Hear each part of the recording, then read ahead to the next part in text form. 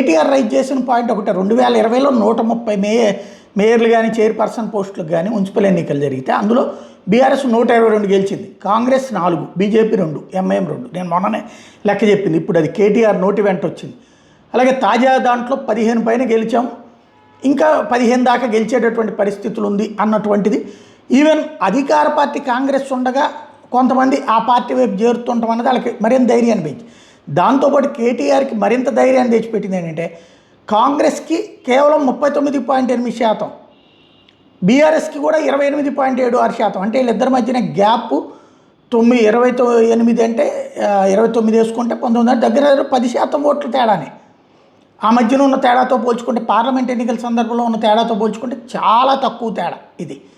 కాబట్టి ఒక రకంగా ఈ లెక్క అయితే ఏవైతే ఉన్నాయో చాలా పెద్ద ధైర్యాన్ని ఇచ్చింది. అందుకని కేటీఆర్ దమ్ముంటే మీకు చేతనేం చెయ్యండి అన్నటువంటి సవాళ్ళు విసురుతున్నారు.